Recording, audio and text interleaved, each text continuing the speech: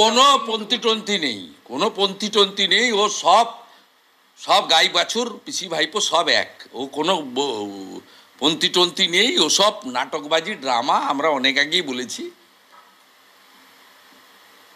উনি যেমন 11-র পরে এসে ভোগ করছেন সাজানো বাগানে, হাজার হাজার কর্মী মরেছে, আমরা সব কিছু সর্বস্ব দিয়ে এরকম বহু কর্মী আমরা কাজ করেছি দিনরাত এক করে দিয়ে, তার পরিবর্তন এসেছে, তিনি ভোগ করছেন। ঠিক একইভাবে মমতা বন্দ্যোপাধ্যায়েরও, উনি 14-15-র আগের মমতা ব্যানার্জি নেই, তারও পরিবর্তন আপনি ছত্রে ছত্র পাবেন।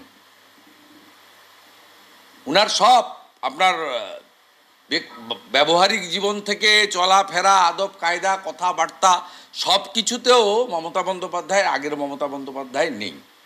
চম্পলা সর্দার, ফেলানি বসাক, মৃত্যু ঘণ্টা বাজানো, সিঙ্গুরে যাওয়া, নন্দীগ্রামে আমাদের লড়াই যখন হচ্ছে মাঝে মাঝে গিয়ে হাত নাড়া, সেসব এখন নেই।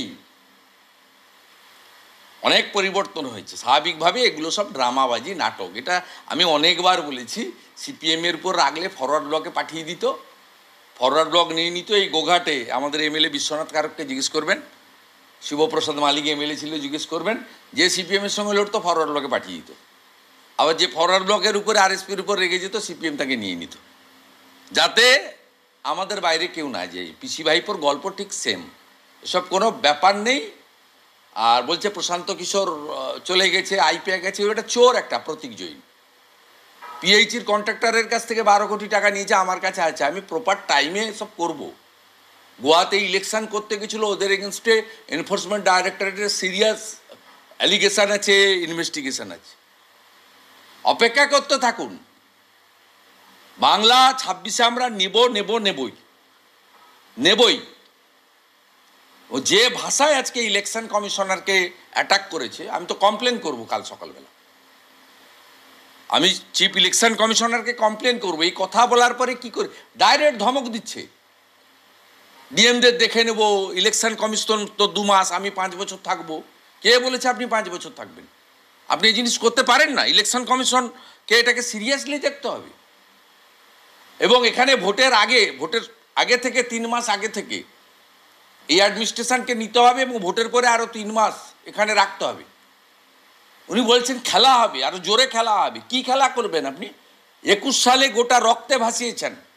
এখনও 10,000 বিজেপি হিন্দু যুবক বাইরের রাজ্যে চলে গেছে, ফেরেনি।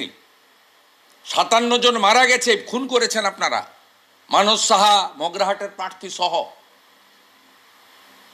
12,000 এফআইআর হয়েছে। সব এফআইআর ভবানী ভবনে দড়ি বিঁধে রেখে দিয়েছেন সিটের। একটা এফআইআর কমপ্লেনের কিছু অ্যাকশন হয়নি।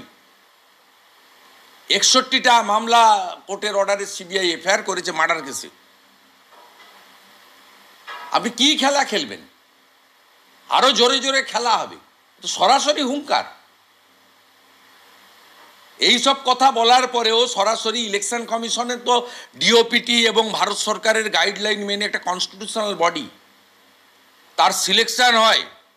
আপনি বলছেন যে অমিত শাহজির দপ্তরের, কোঅপারেশন দপ্তরের সেক্রেটারিকে করে দিয়েছে, তো যারা অ্যাপ্লাই করে তাদের মধ্যে স্ক্রুটিনি হয়, সেখানে একটা কনস্টিটিউশনাল বডি। আপনি এটাকে চ্যালেঞ্জ করে সুপ্রিম কোর্টে যাচ্ছেন না কেন? যদি ডিওপিটির নর্মস ভায়োলেশন হয়, সিবিসির নর্মস ভায়োলেশন হয়, আপনি কেন সুপ্রিম কোর্টে যাচ্ছেন না? আপনি সরাসরি চ্যালেঞ্জ করছেন, ভয় দেখাচ্ছেন। আসল কথা, আপনি নিজে ভয় পেয়েছেন। আপনি মহারাষ্ট্র এবং দিল্লির ভোটের পরে আপনি নিজে ভয় পেয়েছেন। আপনি নিজে আপনার চেয়ার চলে যাবে ভয় পেয়েছেন, এবং বাংলায় ব্যাপকভাবে বেকার, কৃষক, মহিলা সকলেই ক্ষুব্ধ আপনার উপরে। আপনি বলেছেন 26 দিন ধরে নাকি ধর্ণা অনশন দিয়েছেন, করবেন।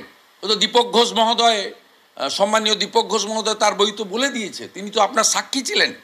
আমি তো আসিনি আপনার ওই অনশন মঞ্চে সিঙ্গুর তাড়ানোর জন্য, আসিনি। কারণ সিঙ্গুরে টাটাকে তাড়ানোটা তো মহাভুল, পাপ। আজকে সেখানে আপনাকে তো দীপক ঘোষ সঙ্গে ছিল, দীপক ঘোষ তার বইতে লিখেছে যে ক্যাডবেরি আর স্যান্ডউইচ খেয়ে আপনি করেছেন। আপনি এবার এই ইলেকশন কমিশনে গিয়ে বসুন। দিল্লিতে তো আর বসতে পারবেন না, দিল্লি পুলিশ তো কেন্দ্রীয় সরকারের হাতে, দিল্লিতে কেজরিওয়ালও এখন নেই। দিল্লি পুলিশের লাঠির সাইজ হচ্ছে 8 ফুট, 6 ফুট 8 ফুট। আপনার লোকরা রাজঘাটে গেছিল, জুতো জামা মোবাইল ফোন ফেলে প্রাণ বাঁচাও বলে সব লম্বা লম্বা লোকরা ছুটছিল, সবাই দেখেছে কিভাবে। দিল্লি আপনি যাবেন না, আপনি এখানে বসতে পারেন মনোজ বার্মা আর রাজীব কুমারকে দুজনকে সঙ্গে নিয়ে, ডিগি তাবলাকে নিয়ে আপনি বসতে পারেন এখানে। দীপক ঘোষ তো আসবে না, নির্মল ঘোষকে ডেকে আনবেন, যিনি ডাক্তার বোন অভয়ার দেহটাকে তাড়াতাড়ি করে পুড়িয়েছিলেন। এবারে স্যান্ডউইচ আর ক্যাডবেরির দায়িত্বটা নির্মল ঘোষকে দেবেন, পানিহাটির।